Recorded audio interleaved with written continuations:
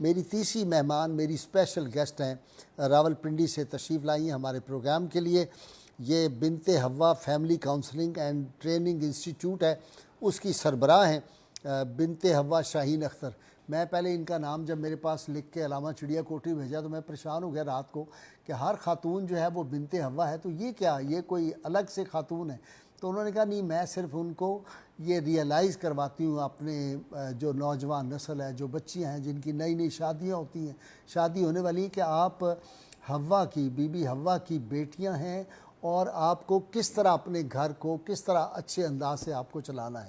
تو یہ میری مہمان ہیں بنت حوا شاہین اختر صاحبہ۔ جی آپ کی طرف آ گئے جی اپنا شاہین اختر صاحبہ۔ جی بنت حوا شاہین زیادہ جو لڑائی ہے وہ تو بولنے سے ہی ہوتی ہے یہ گھروں میں میاں بیوی کی، اور یہ وہ اگر خاموش رہ جائیں، یعنی جب خامد غصے میں ہے تو بیگم خاموش ہو جائے، بیگم غصے میں ہے تو خامد خاموش ہو جائے۔ بڑا مشہور ہے کہ یہ جو تھا نا اپنا ارسطو، وہ اپنا لیکچر دے رہا تھا ایک دفعہ اپنے جو شاگرد تھے ان کو، تو اس کی بیگم آئی، نہیں وہ کون تھا جی ارسطو سے پہلے، ہمارا جو بہت بڑا فلاسفر، سقراط، سوری ہاں ارسطو ذہن میں آیا، سقراط، سوکریٹیز۔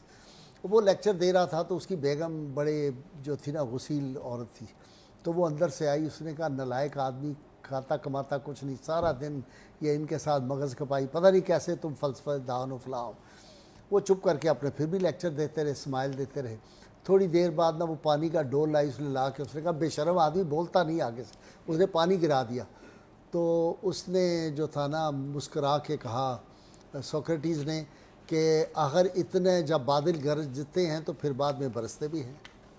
تو یہ ہے انداز کہ اس بات کو خوبصورت انداز سے اس نے ٹال دیا۔ جی غازی صاحب آپ نے بڑی اچھی مثال دی اور میری گفتگو کو بہت آسان کر دیا۔ اصل میں ہم نے ابھی جتنی بھی گفتگو کی ہے سننے کا، کہ توجہ سے سننا، یہ سارا جو ہے یہ رشتوں کی بنیاد ہے۔ کسی بھی رشتے کی اگر آپ بنیاد دیکھ لیں تو جب تک آپ کسی رشتے کو سنتے نہیں ہیں، اور ابھی جو آپ نے مثال دی آپ نے اس میں یہ غور نہیں کیا کہ سقراط شوہر تھا، تو اگر وہ بولتا تو معاملہ خراب ہو جانا تھا، تو وہ اس کی وائف جو تھی اس کو بول کے، اگر یہی سقراط اگر بول پڑتا تو خواتین نے اپنے حقوق کے نعرے لگانے شروع کر دینے تھے۔ تو بات یہ ہے کہ یہ جو سننا ہے یہ بیسکلی کسی بھی رشتے کی بنیاد ہے، اور خاص طور پہ میاں بیوی کا رشتہ جب نیا بنتا ہے تو اس میں اگر پہلے دور میں، شروع کے دور میں اگر میاں بیوی ایک دوسرے کو اچھی طرح سن لیں، بول نہیں دیں، کیونکہ وہ اپنے پرانے واقعات سناتے رہتے ہیں، میں نے یہ کیا، میں نے وہ کیا، میں اپنی وہ کرتے ہیں، اس سے بہتر ہے کہ ایک دوسرے کو سن لیں اور سمجھ لیں، تو میرے خیال میں کہ زندگی بہت آسان ہو جاتی ہے۔ بہت اچھی بات۔ جتنے بھی مسائل ہیں اس وقت، جتنے بھی مسائل ہیں، کیونکہ آپ کو پتہ ہے کہ جتنے بھی اس وقت سوسائٹی میں پرابلم ہے، خلا کے، طلاق کے، رشتوں کے، ایون سر بیٹھے ہیں ان کے ادارے کے جو مسائل ہیں، ان سب کی پرابلم یہ کہ ان کو سنتا کوئی نہیں ہے۔ آپ کسی بھی ذہنی مریض کو دیکھ لیں، کسی بھی جو نفسیاتی مریض ہے اس کو دیکھ لیں، آپ اس کی اینڈ میں جا کے وجہ یہی نکلے گی کہ اسے کسی نے سنا نہیں، گھر والوں نے توجہ نہیں دی۔ آپ شوہر کی بات کر لیں، وہ بیچارہ باہر دوسری عورتوں سے ملتا ہے، میری بیوی مجھے سنتی نہیں، بیوی باہر لوگوں سے گلا کرتی، میرا شوہر مجھے سنتا نہیں۔ تو آخر وجہ کیا ہے؟ کیونکہ ہم نے ایک دوسرے کو سنا نہیں، ہم نے ایک دوسرے کو سمجھا نہیں۔ جب ہم ایک دوسرے کو سمجھے نہیں گے ہی نہیں تو انڈرسٹینڈنگ کیسے پیدا ہوگی؟ اب انڈرسٹینڈنگ نہیں ہوگی تو ٹرسٹ کیسے ڈیولپ ہوگا؟ اور جب ٹرسٹ ڈیولپ نہیں ہوگا تو زندگی کیسے ساتھ چلے گی؟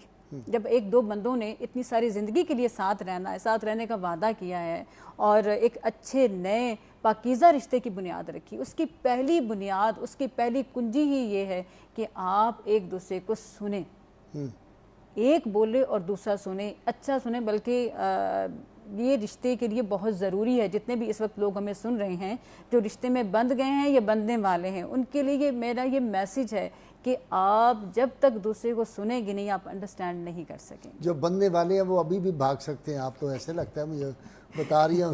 نہیں، میں تو بچانے کا طریقہ بتا رہی ہوں، میں تو بچانے کا طریقہ بتا رہی ہوں کہ صرف یہ ہے کہ آپ ایک دوسرے کو سمجھ لیں، آپ ایک دوسرے کو انڈرسٹینڈ۔ دوسری بات یہ کہ جب آپ کسی کو خاموش ہو کے سنتے ہیں تو ایک پہلی بات تو یہ کہ یہ تو بات طے ہے کہ آپ دوسرے کو توجہ سے سن رہے ہیں تو آپ اس کو اہمیت دے رہے ہیں۔ اس سے بھی زیادہ ضروری ہے کہ آپ خود کو بھی اہمیت دے رہے ہیں، کیونکہ وہ بات سن کے نکل کے کہاں جا رہی ہے، وہ آپ کے اندر جا رہی ہے، وہ آپ کے لیے فائدہ مند ہو رہی ہے۔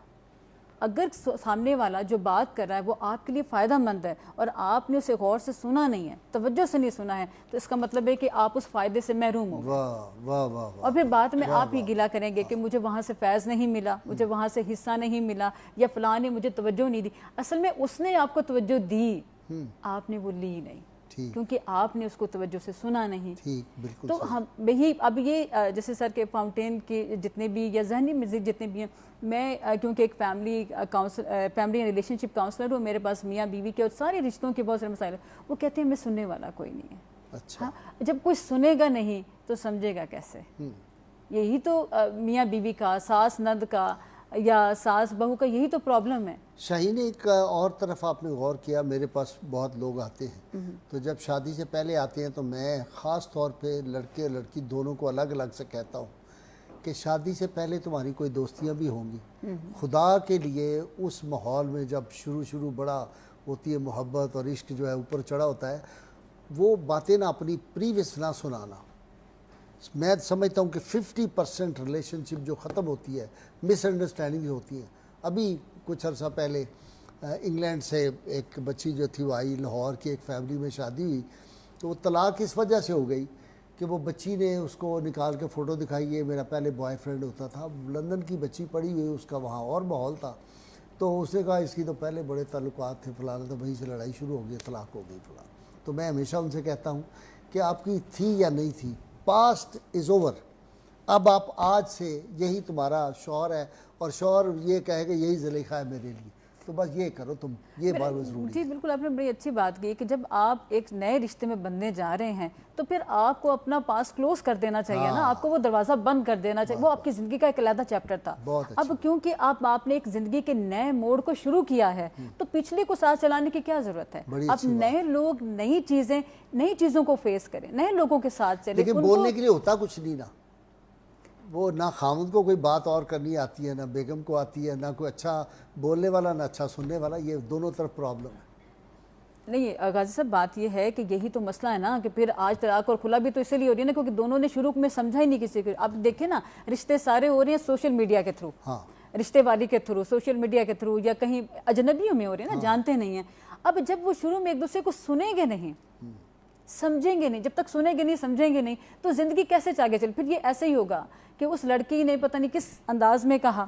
اچھا، اس میں لہجہ بڑا کاؤنٹ کرتا ہے۔ کچھ لوگ اپنی بات کو منوانے کے لیے بھی لہجہ بدل لیتے ہیں کہ اگلا بندہ اس کو میری بات کو جو میں نے کہی ہے میرے جانے کے بعد یا میرے کہنے کے بعد اس کو غور سے سنے گا، سمجھے گا، تو شاید جو میں کہنا چاہتا ہوں وہ سمجھ جائے، شاید میری کہنے والی بات، میرا مطلب اس کے دل میں اتر جائے۔ لیکن کیونکہ ہر بندے کو یہ ہے کہ کوئی پہلے مجھے سنا جائے، اس میں ہم بہت ساری چیزیں مس بھی کر جاتے ہیں، اس میں بہت ساری چیزیں ہم نظر انداز بھی کر جاتے ہیں جو کہ اصل میں ہماری اپنی ضرورت ہوتی ہیں، جو ہمارے لیے فائدہ مند ہوتی ہیں۔ ڈاکٹر صاحب، یہ بھی آپ کو لطیفہ سناؤں کہ بعض اوقات ہوتا ہے کہ آپ کو اپنے مخاطب جس سے گفتگو کر رہے ہیں اس کا لیول، اس کی انڈرسٹینڈنگ، اس کا ذوق بھی سامنے ہونا چاہیے۔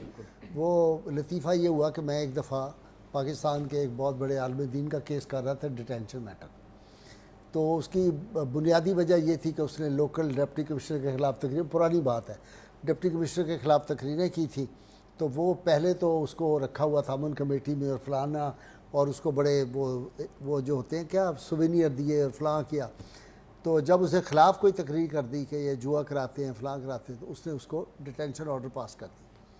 میں کورٹ میں گیا تو جج صاحب کا ذوق ماشاءاللہ شعر کا دور دور تک کوئی تعلق نہیں تھا، کھانے پینے کے شوقین تھے ذرا بھاری بھرکم، تو انہوں نے کہا کیا کیس ہے؟ میں نے کہا جی کیس یہ ہے کہ طفیل دارا مرحوم کا ایک شعر ہے وہ سنیں آپ، تو بس میرا کیس اتنا ہی۔ کہہ لے کیا؟ میں نے کہا کہ کاٹ دیتے ہیں زباں خنجر منصب سے یہاں، ہم میں جب جرت اظہار نظر آتی ہے۔ کہتے ہیں کیس نہ کی تعلق ہے، اگلی گل کرو تسی۔ پیچھے ایک ریٹائرڈ جج بیٹھے ہوئے تھے اسی کورٹ میں، انہوں نے مجھے اشارہ کیا کہ ادھر آؤ، میں پیچھے مڑا تو انہوں نے کہا اینٹ پکڑو، ایک اپنے سر میں مارو، ایک میرے میں مارو۔ تم نے کہاں شعر پڑھ دیا ہے، اتنا بڑا شعر تم نے ضائع کر دیا۔ انہوں نے کہا اگر میرے سامنے یہ کیس ہوتا تو میں اسی شعر کے اوپر یہ فیصلہ کرتا۔ تو یہ ہے کہ یہ بھی دیکھنا پڑتا ہے کہ آپ کیسے۔ اسی طرح میں ایک نام نہیں لیتا، بڑی عدالت کے چیف صاحب جو تھے، انہوں نے مجھے ایک دفعہ کہا غازی صاحب آپ پہلے بڑے شعر سناتے تھے، میں نے دیکھا آپ کو عدالتوں میں، تو اب آپ ججی سے جب واپس آئے تو آپ کبھی شعر وغیرہ نہیں پڑھتے؟ میں نے کہا جی آپ سمجھنے والا کوئی نہیں اس لیے شعر نہیں پڑھتا. سر میں ایک بات بڑی اہم بات یہ کرنا چاہ رہی ہوں, انہوں نے بڑی اہم طرف توجہ دلائی ہے. ابھی میں پرسوں کہیں گھر گئی, کسی کے گھر مہمان گئی, تو وہاں خاتون تھیں 70 سال کی اور ان کی بیٹی بھی شادی شدہ تھی. تو وہ مجھے علیحدگی میں جا کے میرے کان میں کہنے لگی, شاہین تم فیملی کاؤنسلر ہو, میری بیٹی میری عزت نہیں کرتی, اور ان کی آنکھوں میں آنسو تھے. تو میں نے یہ دیکھا کہ خاتون کیونکہ ایک سوشل ورکر تھیں, تو جب میں نے ان کی گفتگو سنی, بات سنی, تو مجھے یہ لگا کہ جب بیٹی کا وقت تھا تو ماں نے اس کو وقت نہیں دیا. وہ فلاز بیٹی کے دل میں رہ گئے جو وہ ماں سے اس وقت کہنا چاہتی تھی جب بچے کی عمر تھی. ماں جب بچہ بڑا ہو رہا ہے تو وہ ماں باپ کے ساتھ اٹیچ ہونا چاہ رہا ہوتا ہے, اور ماں باپ کا ٹائم لینا چاہتا ہے. اور اس وقت یہی پرابلم ہے نوجوان